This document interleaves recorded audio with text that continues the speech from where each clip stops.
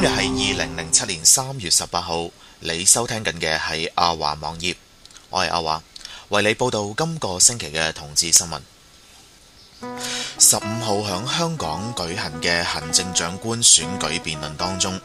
香港電台嘅記者提問兩位嘅候選人，作為天主教徒會點樣處理性別歧視同埋性傾向嘅問題。候選人梁家傑回答嘅時候就表示會透過立法去解決問題，並且係同社會嘅各界討論㗎。作為特首，佢會響中間取得一個平衡點。而另一名嘅候選人曾蔭權就表示，對於性別歧視嘅問題，現時有國際嘅公約去保障。佢強調社會係唔容許任何嘅歧視，無論係咪天主教徒都好，都應該面對現實，用法律嘅程序框架上面去立法㗎。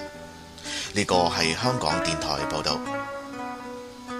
而與此同時，平等機會委員會發布嘅一個統計資料顯示，響今年首2個月係分別接獲108宗嘅投訴㗎，比去年係上升8%㗎。其中有關殘疾同埋家庭崗位嘅歧視投訴分別係多2%8%同埋2%半㗎，但係性別歧視嘅投訴就減少至2%3%，大部分涉及歧視、懷孕同埋性騷擾㗎。另外，平等機會委員會今年首2個月收到3159宗嘅查詢，係比去年同期係多咗64%㗎。主要都係由於委員會收到近1100多宗嘅性傾向歧視嘅查詢㗎。呢個係香港商業電台報導。立法會嘅一個委員會響12號討論香港電台編輯自主同埋廣播事務管理局嘅懲處問題。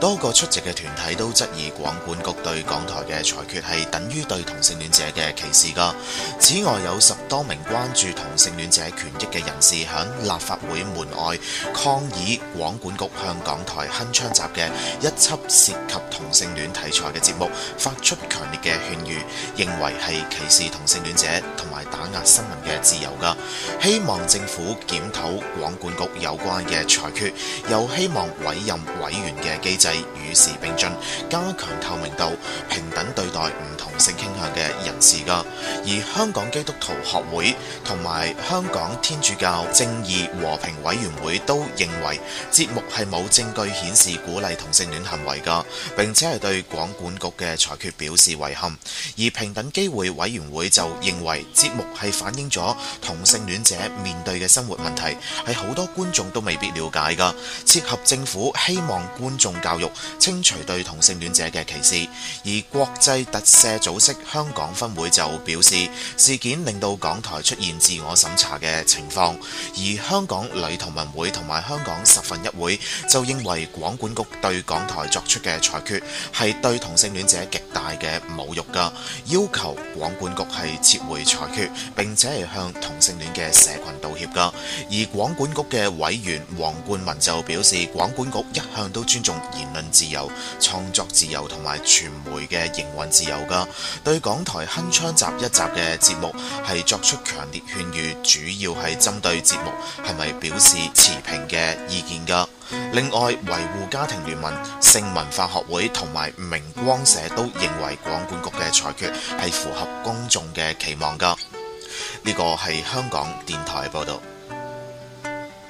喺另一個亞洲城市新加坡，好多人都喜歡通過交友嘅網站去認識新朋友，甚至係尋找伴侶㗎。而家仲有另外一種特別嘅交友網站，專門係為愛滋病患者去揾另外一個都係身患愛滋病嘅伴侶㗎。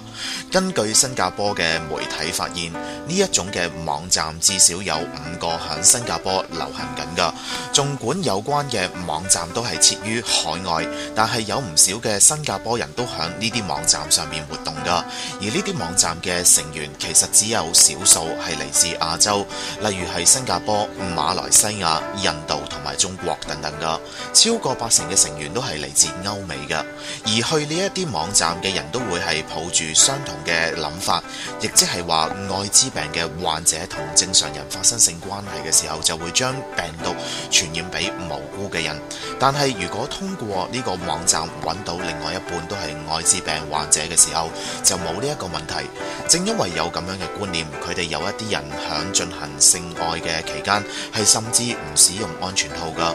但係有研究就發現，愛滋病嘅病毒有唔同嘅種類噶，已經係證實患上愛滋病嘅患者，如果同另外一個愛滋病患者進行不設防嘅性愛嘅話，仍然係有可能染上另外一種類型嘅病毒，令到係病情加重噶。呢個係阿華網頁嘅綜合報導。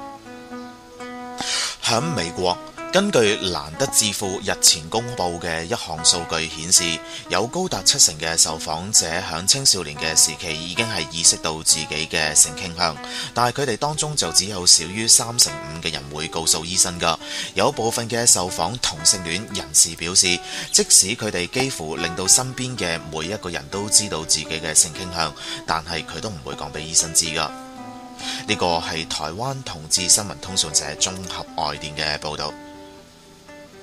美國參謀長聯席會議主席佩斯上將響13號公開表示，軍隊係唔應該寬容唔道德嘅同性戀行為噶。佢響接受芝加哥論壇報專訪嘅時候表示，同性戀係唔道德嘅行為，因此唔應該係留喺軍隊裏邊噶。佢嘅言論立即係引起咗好大嘅風波，無論係同性戀嘅軍人定係人權嘅組織，都將批評嘅矛頭指向咗佩斯噶，要求呢一位美國最高嘅將領道歉。但係國防部隨即發表聲明表示，主席嘅發言純粹係個人嘅意見，因此官方係唔會對呢一項嘅發表係作出任何嘅評論噶。但係佢哋強調，美國嘅軍隊對待同性戀嘅時候，始終係保持一貫嘅不問不說不追究嘅政策噶。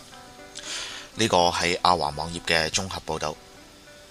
新聞報道完畢。如果你需要查詢更加多嘅同性戀新聞嘅話，歡迎瀏覽阿華網頁。我係你嘅節目主持人阿華，下個星期再見，拜拜。